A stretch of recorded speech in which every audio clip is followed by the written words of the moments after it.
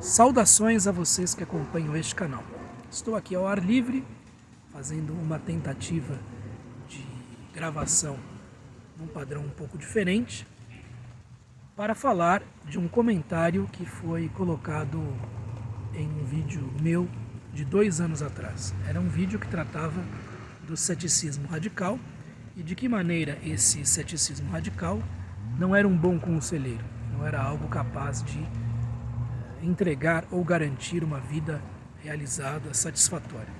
Um comentário que foi colocado lá, de autoria do Tiago Marcelli, ou Marcelli, diz respeito à maneira como ele lida com esse fato. Ele diz que se tornou agnóstico cerca de uma década atrás e que nota a sua dificuldade de crer, a sua dificuldade de aferrar-se a uma crença ou a uma fé, e como isso o perturba um pouco, como isso o angustia de uma certa maneira, se eu entendi bem o comentário que ele me colocou, né?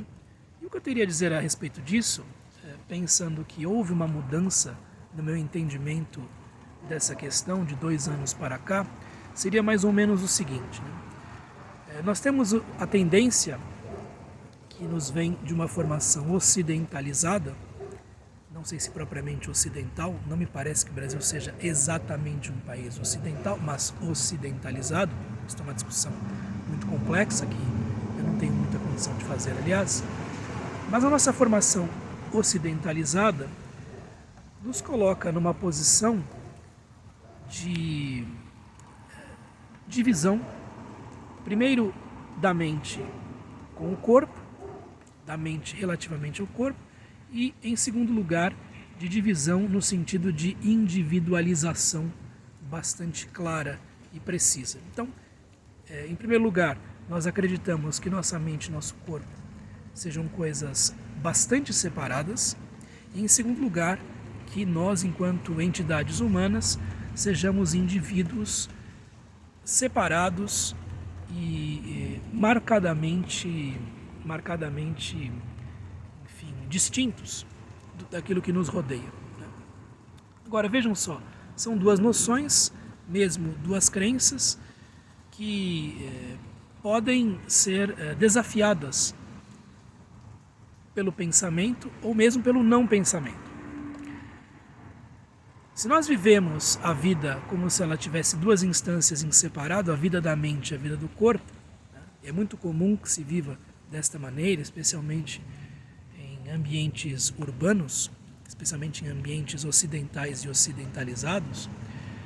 Em algum momento, se nós não estivermos muito ressequidos por dentro, né, nós veremos esse decalagem, essa separação. Nós lutaremos isso, né? A nossa mente muitas vezes fica a 1000, enquanto o nosso corpo é sujeitado a uma disciplina de trabalhos feitos em escritório, em ambientes estéreis, né?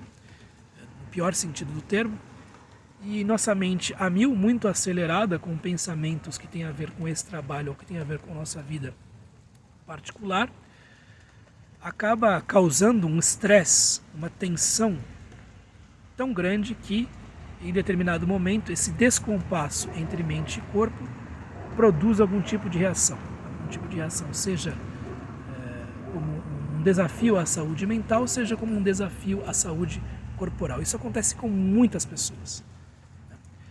E é apenas nesse momento que essas pessoas tomam decisão de mudar alguma coisa em sua vida. Notam o abismo que há entre a vida da mente e a vida do corpo e se propõem a mudar alguma coisa. Então, começam a fazer atividades físicas ou a cuidar de sua saúde mental. E eu digo que um dos dois espana primeiro, ou a mente ou o corpo. E se a mente espanar primeiro, é a melhor coisa que pode acontecer. Porque quando o corpo espana, é no sentido de um ataque cardíaco ou de um derrame, né? ou de uma condição muito debilitante. E acontece mais tarde na vida. Então, quando a mente espana primeiro, quando a mente entrega seus pontos primeiro, quando a mente mostra que não dá para continuar vivendo dessa maneira, por paradoxal que pareça, melhor, porque isso sinaliza ao indivíduo que algo precisa ser reavaliado e modificado, muitas vezes de maneira drástica, na vida dele. Então, quando a mente coloca o indivíduo em crises de ansiedade, ou revela-se uma depressão, né, ou há uma angústia muito grande, algo precisa ser feito, e algo que envolve também o corpo, não apenas a mente. Okay? Então, esta ideia de uma mente que se absolutiza é algo que produz problemas, é algo que produz um estilo de vida daninho. E quando é o corpo que protesta, as coisas tendem a ser piores. Quando é o corpo que mostra assim não dá, as coisas tendem a ser piores. Muitas vezes há um tipo de compulsão que se desenvolve a partir daí, etc, etc. Uma relação saudável e, digamos assim, mais holística, que mostra que mente e corpo fazem parte de uma coisa só, talvez seja o melhor. O segundo aspecto, né, que eu toco aqui é com relação à nossa individualização. Nós nos acreditamos indivíduos isolados, atomizados. Aliás, átomo é o termo grego que melhor se coaduna com indivíduo, né? É o termo latino, quer dizer, aquilo que é não separável. Mas o fato é que, se nós formos muito honestos e exatos com as nossas avaliações, nós veremos que nós não podemos viver sem o nosso meio.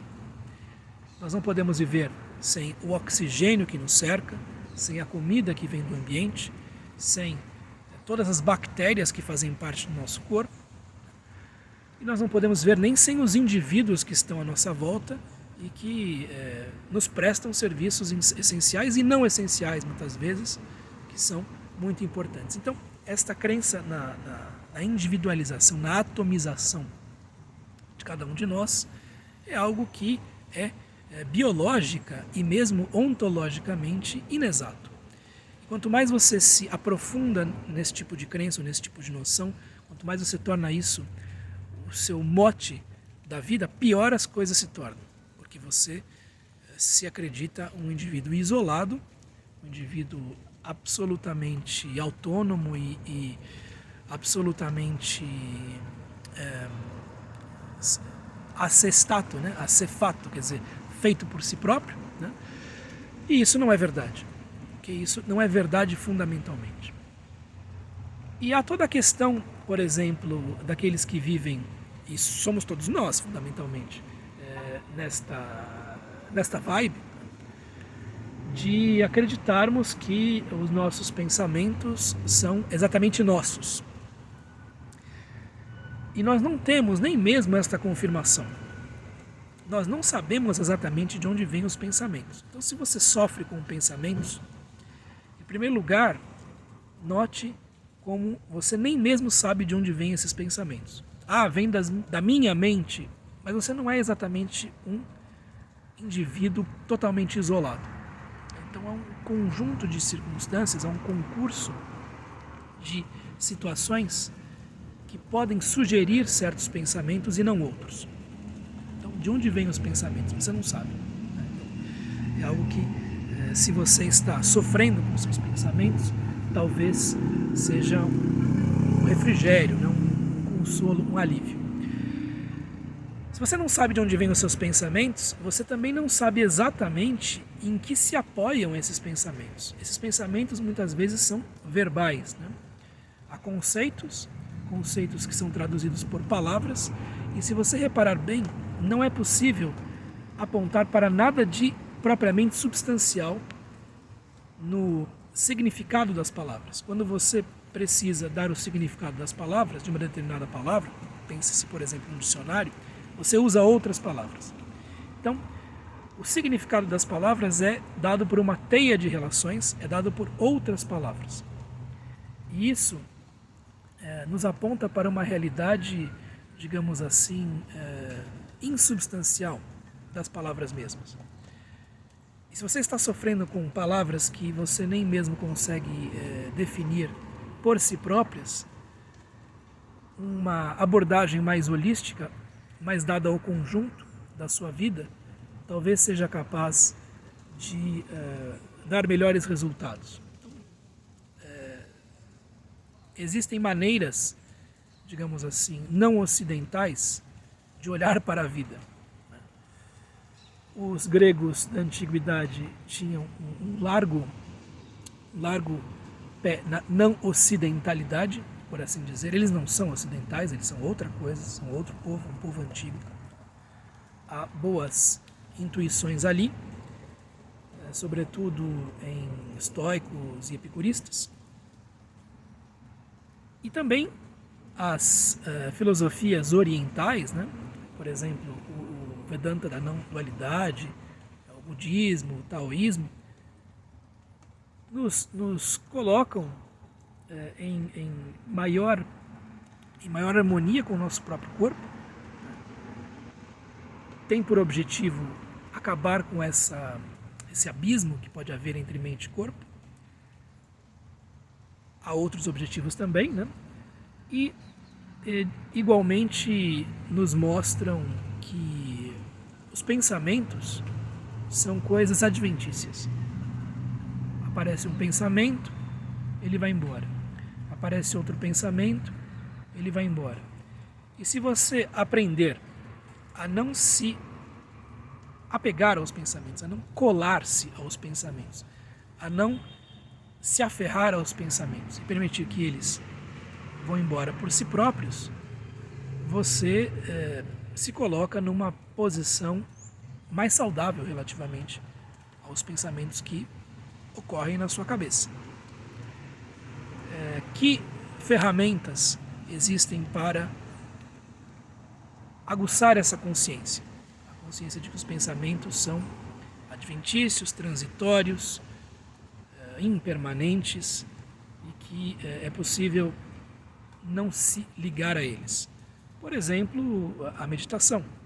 Você observa os seus pensamentos, vê como eles vão embora e observa se seu próprio apegar-se aos pensamentos em alguns casos. Então aí creio que a meditação possa ser de auxílio àqueles que venham a ter esses problemas. Ter mais contato com a natureza também é algo que é bastante recomendado. Né? Nossas vidas artificiais em ambientes estéreis, deprimentes, muitas vezes bastante feios, né? Não é a melhor. Então, ter algum contato com a natureza, ter contato com crianças, né? São coisas que podem diminuir a nossa angústia. Agora, se você quiser resolver o problema da existência por meio de palavras, por meio de conceitos, como alguns ocidentais pensam que seja possível, isso não vai acontecer, porque as palavras que são evocadas para resolver um problema precisam ser esclarecidas por outras palavras, que precisam ser explanadas por outras palavras, que precisam ser ilustradas por outras palavras, que precisam ser precisadas por outras palavras, que precisam ser, enfim, concluídas por mais outras palavras, e isto é um jogo sem fim.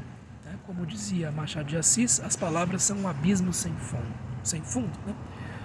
Então, não é possível este tipo de situação. Então, uma quietude, uma decantação destas palavras é algo que pode ser de auxílio, pode ser de ajuda, no caso de uma angústia gerada por uma não resolução existencial, por assim dizer.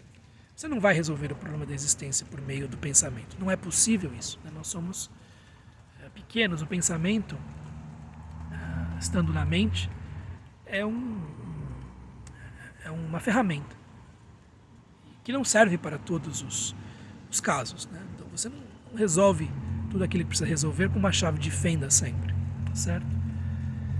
Você não conseguirá fazer isso. Então, o pensamento precisa ser colocado no seu devido lugar. É muito difícil fazer isso, porque nós somos ultra estimulados pelo nosso modo de vida, mas é algo que vale a pena, pelo menos em algum nível, tá certo? Então aqui fica o recado. Eu acho que eu já me estendi demais, né? Vou continuar a minha caminhada e eu vejo vocês no próximo vídeo. Um abraço, até mais, tchau, tchau.